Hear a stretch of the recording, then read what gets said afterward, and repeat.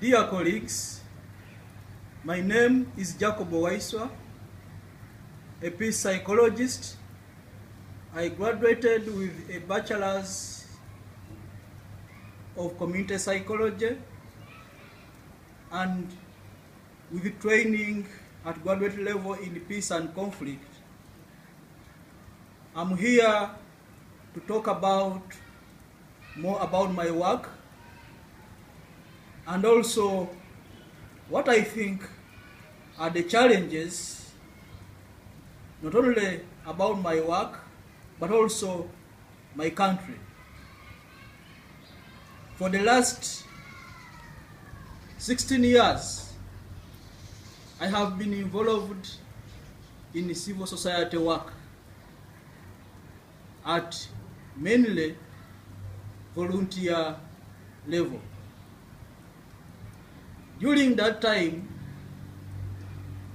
part of the work was to promote civic participation in elections and democratic development. I went on to do work with a number of non-government organizations in the area of public health development,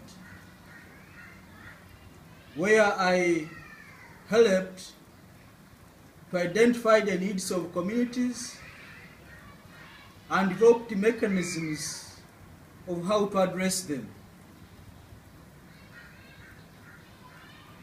As part of my peace development work, I have been engaged in a lot of research and advocacy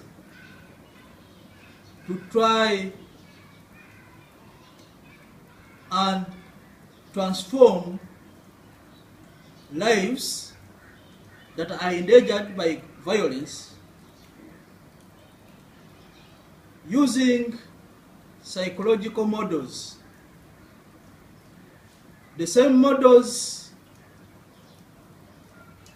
help identify the root causes and what other model probably and framework that can be adopted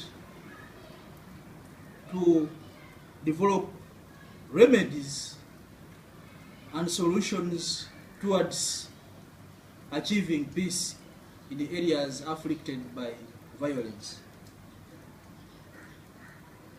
What are the problems, the biggest of all, that I think and I hold strongly about my country? The biggest problem in my country is lack of genuine democracy. Despite opening up political space in 1996 due to foreign pressure and donors, this has never taken a real stage. We still lived in a country where political participation was highly restricted,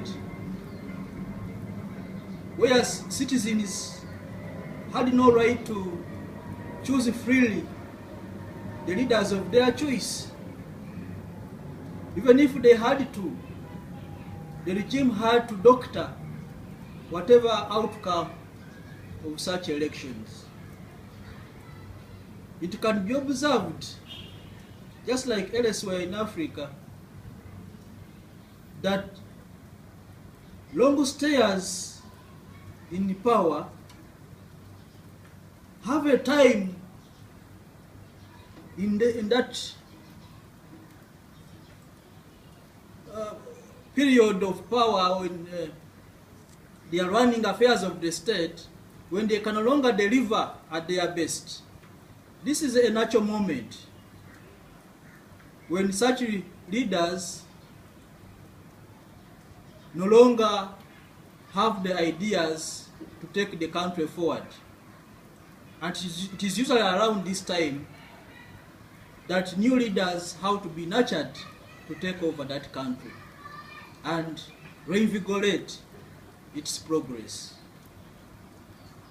It is unfortunate that even when we are at this stage, when we can no longer see anything new from such regimes, nothing seems to happen. The people have been nurtured to think that there is no alternative, that there is only one alternative, who is the leader currently in power. But now this is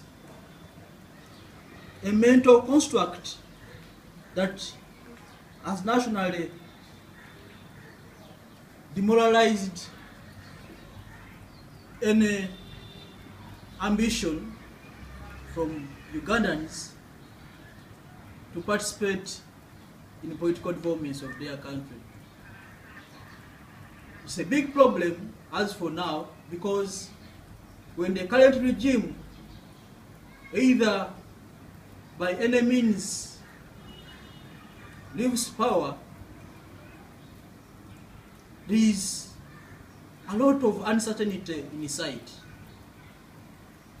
because nobody will have confidence in anyone else being able to fill the vacuum. And very many other experiences have shown that where a regime lasts longer than necessary in power, the social and political goods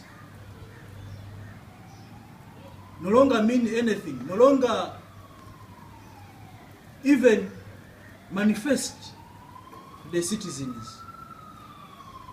We begin seeing lots of corruption, lots of bribery, and more cases of unemployment. At the moment, the country has 83% of its youth unemployed, which is a terrible situation and a big concern for security. When you're looking at security, we don't need to look at security in terms of the actual violence, but also we need to look at security in terms of, the conditions that can trigger this kind of violence. At the moment, we are only able to suppress and identify the physical phenomenon of violence, which is a danger as a focus of security and conflict analysis. Well, a lot has been registered in terms of development compared to the regimes in the past. But they are soon not having any meaning to the citizens, because the benefits of such developments are going only to a few privileged citizens who are strong associates to the regime. While at the same time, there are no hopes of any political change. Much of the hopes in the economic lives of people is strongly tied to the political change itself.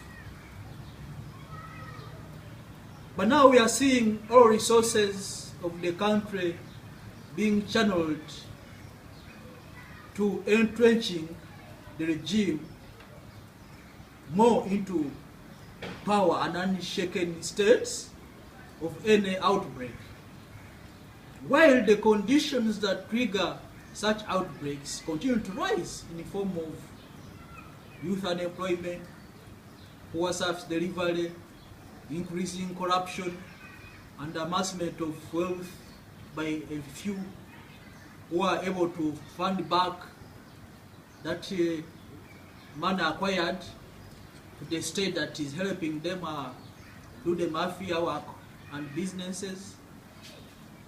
But to the common man, it is aggravated misery and a dangerous conflict in the making.